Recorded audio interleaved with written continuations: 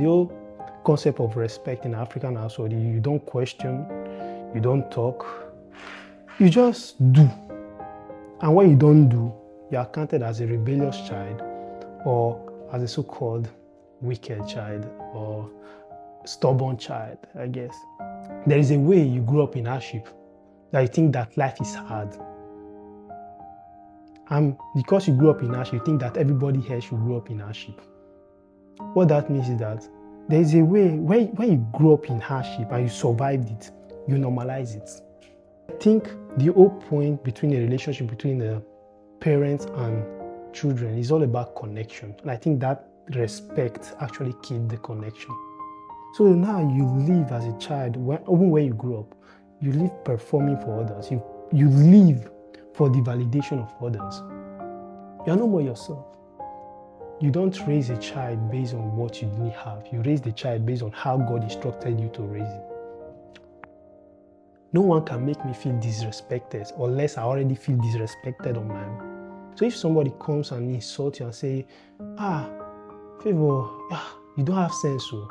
But you know you have sense. You are not there criticizing, trying to prove. The fact that you are already reacting means that deep under you know that what he's saying is true.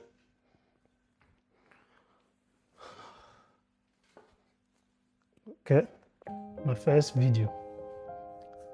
For those that don't know me, my name is Favour, and I've decided to make YouTube videos because I just thought that I needed a way to also express myself and the way I think. At least there are a lot of thoughts that has been going through my mind lately. So I just needed a space to just kind of express everything, I would say. Today I want to talk about something interesting. Respect coming from an African household or an African background. But the topic of respect there is very, I would say, complicated or interesting. I will describe it as interesting. I'm not here to to throw shades or to criticize African parents, because I also believe that they did the best they knew at the time. I just needed a space to just a little bit analyze and just think, critical thinking about how things were done and how I feel they should have been done. Okay, let's start from this.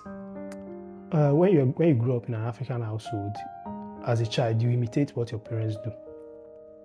So what they do, you imitate them. And if, for example, a child does something wrong, let's say he breaks a plate or he does anything, okay, he makes any form of mistake, the way the parents will react is usually through aggression and through insulting, right?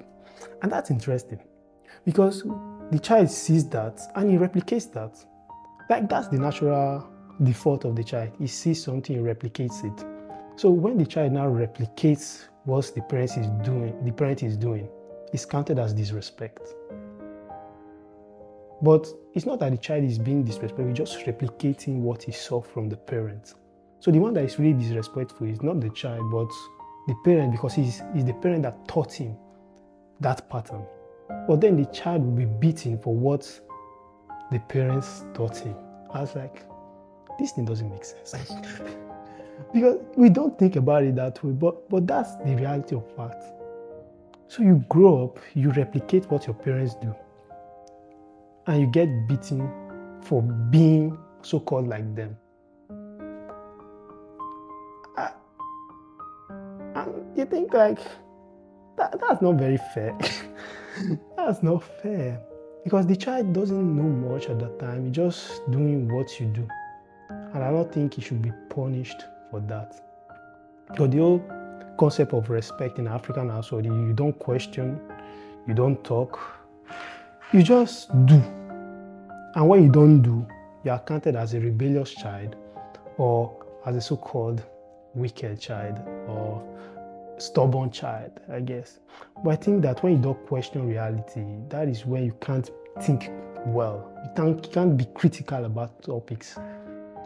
when children are small in the African and they are being abused, they can't talk because they were never given the opportunity to. They start thinking that their opinion is not important. Okay, I was watching a podcast that said something interesting that I loved. It was the Declassified podcast by Apostle Femi Lazarus, and he invited a guest, right? And that guest said something. Yeah, it was like they poured me water. He said, there is a way you grew up in hardship that you think that life is hard. And because you grew up in hardship, you think that everybody else should grow up in hardship. What that means is that there is a way, when you grew up in hardship and you survived it, you normalize it. That's the truth. You normalize it. It becomes normal. It becomes daily life. That's how life is. So anything different from that aspect, you tend to fight it. Not because it's bad, but because you have normalized, like hardness, being cold, being harsh with words has become your reality. So as I was saying before, we're not here to throw shades or to criticize. I also think that, as I said before, they are doing the best they knew.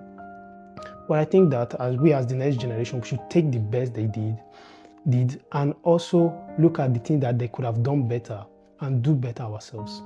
Because I think the whole point between a relationship between the parents and children is all about connection. And I think that respect actually keeps the connection.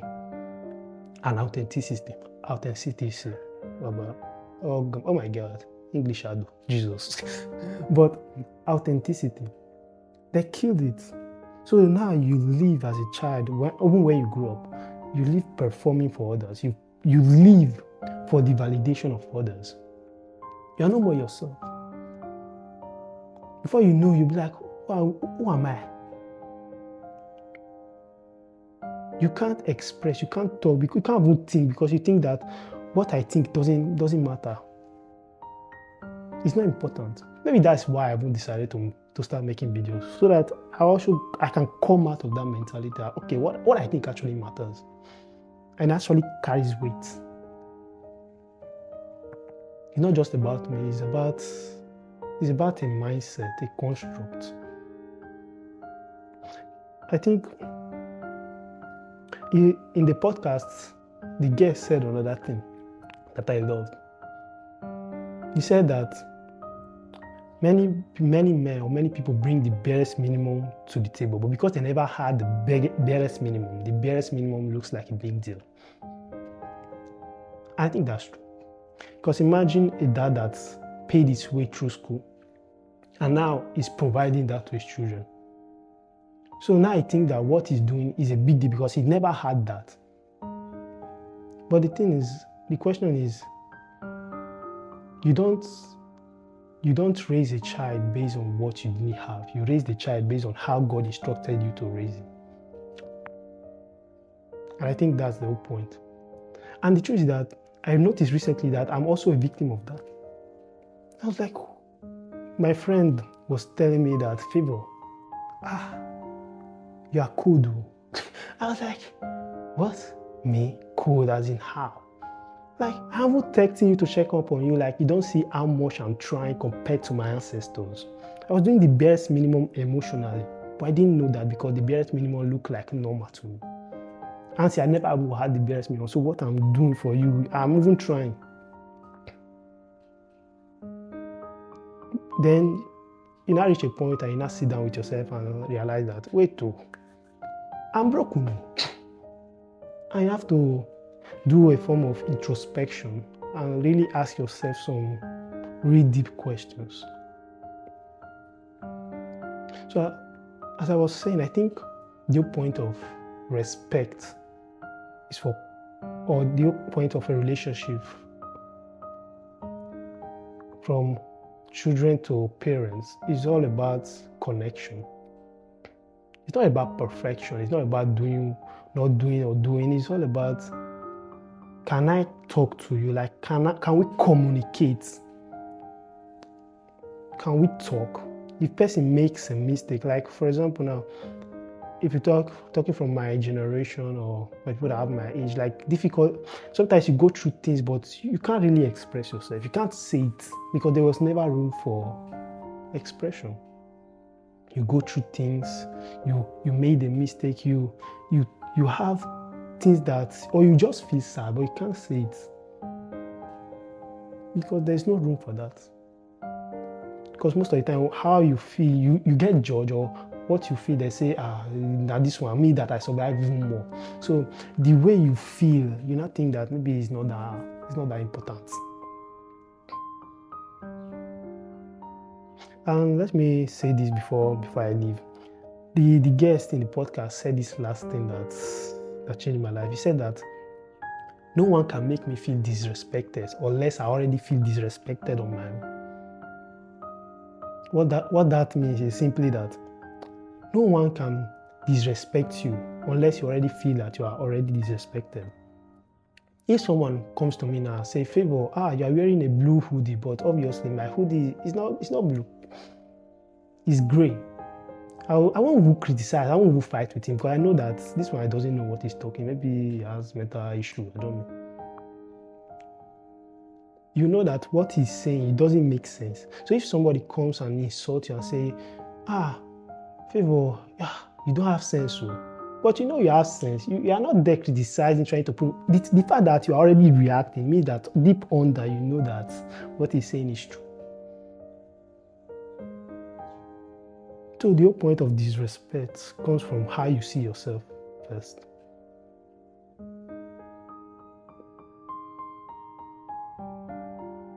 Well, sure. As I said, this is just how I think at the end. And I think, as I said before, I'm not here to criticize, I'm just here to express what I feel or what is going on in my mind. But I don't think I'm 100% right. Maybe I might be wrong, so you can drop a comment and just like and share the video. Thank you very much. Stay blessed. I'm out.